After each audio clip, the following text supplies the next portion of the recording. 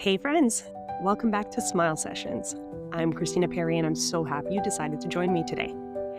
You know, I'm always talking about therapy, the real kind that helps us grow, heal, and actually deal with our stuff. But today, we're going to talk about a different kind of therapy, the kind that's in memes, TikToks, and cheeky in Instagram captions, retail therapy. You know the idea. Life feels heavy, so you shop it off.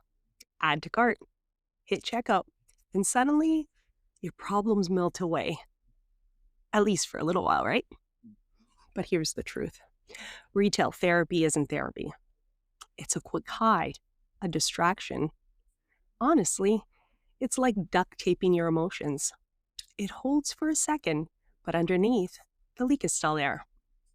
And if we're not careful, it can leave us with clutter, regret, and let's be honest, some very questionable purchases. Don't worry, I'll share mine in a minute. Okay, so shopping feels good, right? Science even backs this up. When you shop, your brain releases dopamine, the happy chemical that makes you feel rewarded. It's the same one that lights up when you eat chocolate or when someone finally texts you back after ghosting you for 3 days. So, when you've had a rough day, maybe your boss was breathing down your neck, maybe your kids were chaos tornadoes, or maybe you just feel off. Your brain is like, ooh, let's buy something. That'll fix it. And boom, instant dopamine hit. And of course, influencers make this even harder. Every time you open Instagram or TikTok, there's another haul, another must have, another link with a discount code. It's like, oh, you thought you were fine. Nope. Here's a $42 candle that will apparently change your life. But here's the truth, it's not therapy. Retail therapy is like putting sprinkles on burnt toast. It's cute for a second, but underneath it's still burnt. The cycle goes like this. You feel bad. You shop. You get that quick high. It fades. And you're left with guilt and stress. And then you feel bad again. And honestly, it reminds me of the Flintstones. Do you remember how every time Fred made Wilma mad, her response was, charge it? Retail therapy before retail therapy was even a thing. Back then, it was played for laughs. But right now, we're living it on a much bigger scale with much bigger price tags. So, how do you know when retail therapy is sliding into the danger zone? Let's talk red flags. You've got clothes in your closet with tags still on them. You feel guilty or low-key nauseous after hitting the checkout. You're spending money that's meant for actual adulting things like bills. Or shopping becomes your automatic go-to every time you're stressed, bored, or lonely. And I'll be the first to admit it. I've been there. One of my impulse buys was eyelashes. Make you look like you're in a music video lashes. Guess how many times I wore them? One time. And now they sit in my drawer like, hey, do you remember us? We cost money and you forgot about us. And don't even get me started on those subscriptions. I fell into one of those sneaky ones where if you don't skip, they'll just keep charging you. And by the time I caught on, I had about $750 worth of products sitting in my account. Products I didn't even need. I wasn't healing. I wasn't thriving. I was stockpiling random stuff like I was prepping for the apocalypse. And that's the point. It's not about the lashes or the lotions. It's about the feelings underneath. When you reach for your phone, ask yourself, what am I actually craving right now? Am I craving comfort? Am I craving control because life feels chaotic? Am I craving validation? Like if I buy this, I'll look better, be better, feel better? Here's the truth.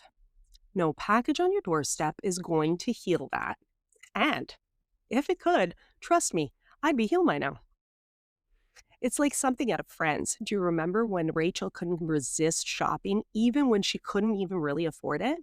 Or how Joey splurged on that ridiculous white dog statue? Did they need it? No. Did it make them happy for a minute? Sure. But then eventually, it was just a gigantic ceramic dog in the middle of his apartment. And sometimes our impulse buys are the same. They're fun for a moment, but then later you're like, why is this even in my house? Here are a few things that help me. The 24-hour cart rule. This one has saved me. If I see something I want, I put it in the cart, but I don't buy it right away. I wait 24 hours. If the next day I still want it and it fits the budget, okay, maybe it's a yes.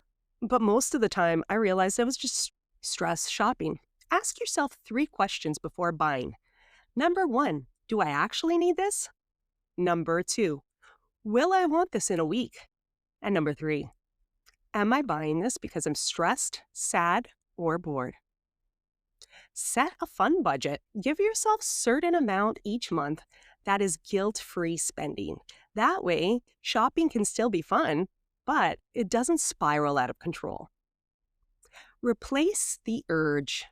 If I notice I'm shopping because I'm stressed, I try something else. Journaling, going for a walk, making tea, even cleaning a drawer. Sounds boring, but honestly, cleaning gives me a familiar sense of control and no package guilt after. Unfollow the noise.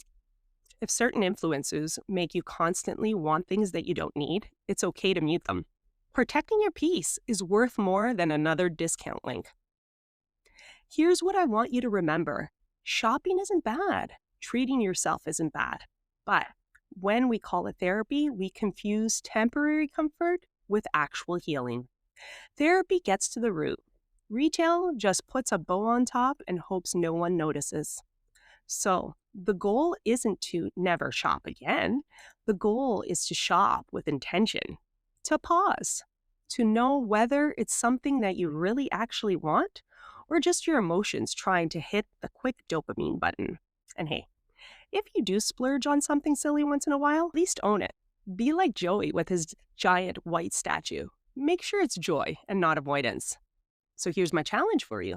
The next time you're ready to check out, try the 24-hour cart rule. Just wait a day and then notice how many things you actually don't end up buying. You might even laugh at yourself. Like, why did I think I needed that at 11 p.m. at night? And that there, that pause, the awareness, that's healing. I'm Christina Perry, and this has been another session for your soul.